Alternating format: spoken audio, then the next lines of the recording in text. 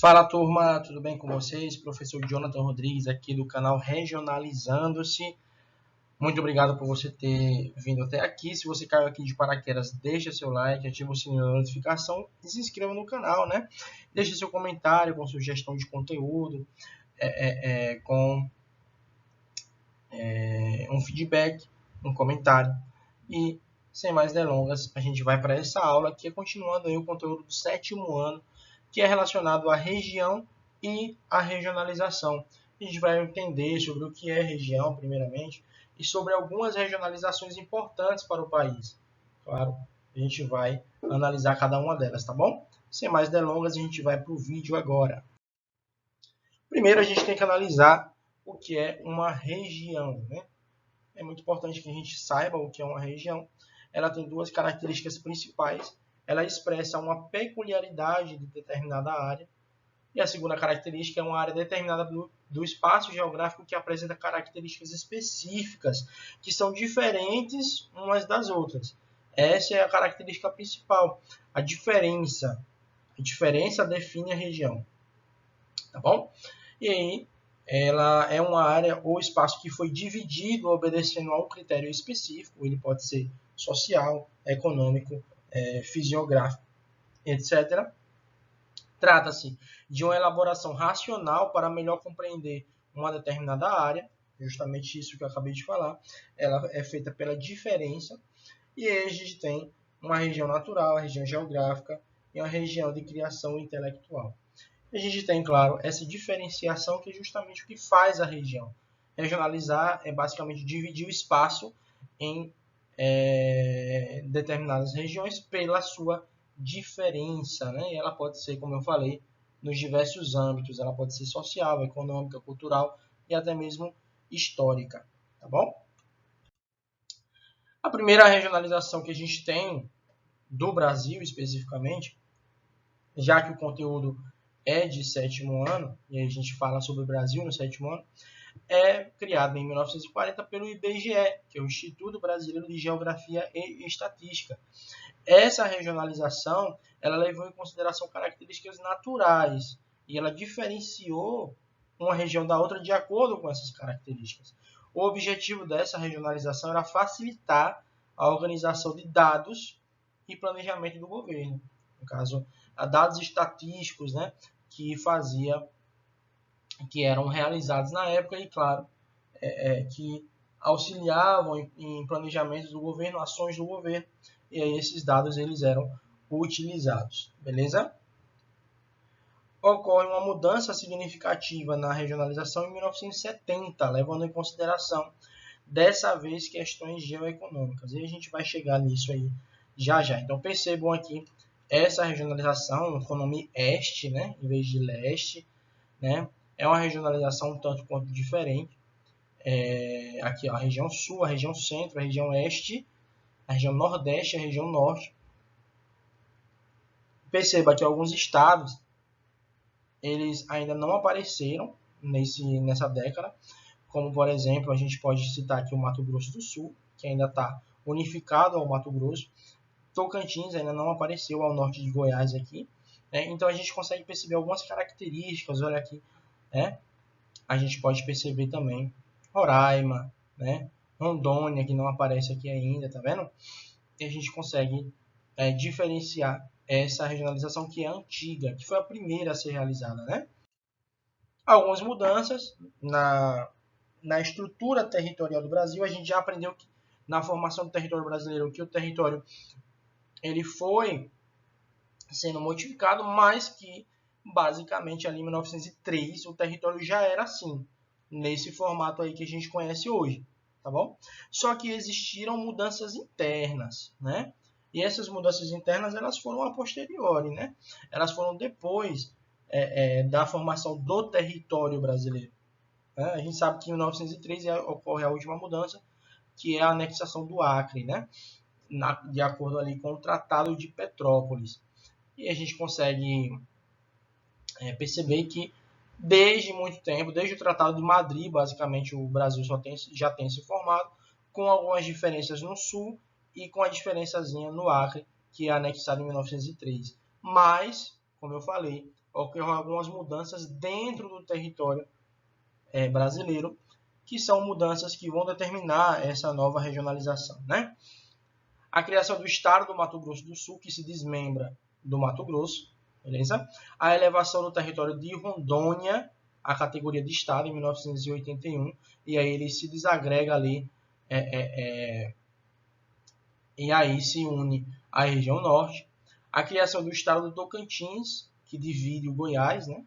Tocantins aqui, em 1988, né? E a criação dos estados de Roraima e Amapá, que antes eram territórios federais. Por que territórios federais? Eram áreas, territórios, que eram comandados diretamente pelo governo nacional, pelo país. Eles não tinham uma governança local, né? E aí a gente tem essa modificação para a elevação de estado, e nesse momento eles passam a ter essa característica de serem estados federativos, né? De serem unidades federativas. Beleza?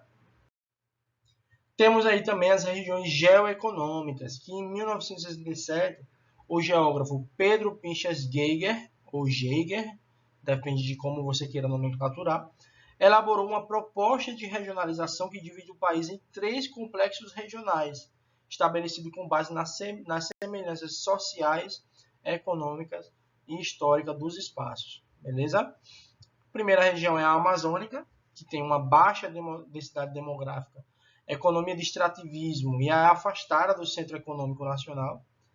A segunda é a região nordeste, baixa produtividade agrícola e indústria incipiente, né? Graves problemas sociais. E a gente tem aí a Centro-Sul, que é a região urbana e dinâmica, expressiva atividade econômica e infraestrutura de comunicações. Ou seja, a gente tem uma divisão das regiões geoeconômicas em 3. A amazônica, a nordeste e a centro-sul. Dessa vez não são caracterizados a partir de questões naturais, mas sim também de questões sociais, históricas e culturais. Beleza? E a gente percebe uma divisão menor, né, em 3 regiões apenas. Vejam aí a diferença das grandes regiões, que é a regionalização que a gente conhece mais facilmente, das regiões geoeconômicas, beleza? Que é essa aqui da direita. A da esquerda a gente tem norte, centro-oeste, nordeste, sudeste e o sul, né? São 5 macro-regiões ou grandes regiões, e a gente tem 3 regiões geoeconômicas que trazem essa característica aí mais específica relacionada à questão cultural, social, econômica, beleza? E não natural, como é o caso da primeira regionalização. E a gente tem as regiões naturais ou os domínios morfoclimáticos. Foi criada pelo geógrafo Assis Absaber, um geógrafo de muita importância para o Brasil, um dos mais famosos, né? E ele divide a região de acordo com características específicas relacionadas ao relevo, ao clima, à vegetação, ao solo e à hidrografia. E aí a gente tem essa regionalização que vocês conseguem perceber. Essas áreas amarelinhas aqui, elas são áreas de transição entre uma região morfoclimática, entre um domínio morfoclimático e outro, mas é bem interessante aqui que vocês podem perceber. O amazônico, que é essa área aqui, são terras baixas e florestas equatoriais, de clima equatorial. A gente tem os cerrados, né, que são os chapadões tropicais interiores, com cerrados e matas galerias, né? Essa característica aqui específica. A gente tem os mares de morro, né? Áreas mamelonares, né? Tropical atlânticas florestadas, né? Que é basicamente essa área aqui do litoral brasileiro. A gente tem a Caatinga, né? Que é essa região aqui de depressões intermontanas e interplanáuticas semiáridas. A gente tem as araucárias, né? Que fica nessa região aqui já no sul do país. São planaltos subtropicais com araucárias. E a gente tem as pradarias, né? Com coxilhas subtropicais com pradarias mistas, que é basicamente essa área aqui, laranjinha, beleza? Vamos agora ver cada uma das características relacionadas aos domínios morfoclimáticos. Domínio, né? E a gente consegue perceber aí várias características interessantes. O amazônico, o domínio morfoclimático amazônico, que fica basicamente aqui, floresta e clima equatoriais, terras baixas e grande processo de sedimentação. Então perceba que cada domínio morfoclimático ele vai ter as suas características, mas todas elas relacionadas a questões fisiográficas, né? A relevo, a solo, a hidrografia, né? A clima. O cerrado é a savana brasileira, árvores esparsas e arbustos. O clima é tropical, chapadões e planaltos cristalinos bastante desgastados. Né? O cerrado fica basicamente nessa área verde, como eu já havia mencionado. Os mares de morro são a floresta tropical latifoliada, bastante devastada, né? Clima tropical de altitude, planaltos e serras, né? A caatinga, árvores esparsas e vegetação rasteira. O clima é semiárido, quente e seco. E rios intermitentes. Lembrando que tem a ocorrência aqui do lado, né? Região norte, região central, litoral brasileiro e a caatinga aqui no interior da região nordeste. As araucárias, mata de araucárias, pinheiros do Paraná, né? Clima subtropical, domínio de planaltos e presença de cuestas, relevo de cuestas. Beleza? E fica aí a sua ocorrência, principalmente ali na parte região sul do Brasil. E as pradarias, que são a vegetação rasteiras, gramíneas e pampas, relevo de coxilhas e cerros e clima subtropical com verões quentes. E fica lá no extremo sul do Brasil. O que é interessante a gente notar a partir dessa regionalização específica dos domínios morfoclimáticos? Ela literalmente desconsidera questões econômicas, ela literalmente desconsidera questões sociais e até mesmo questões históricas.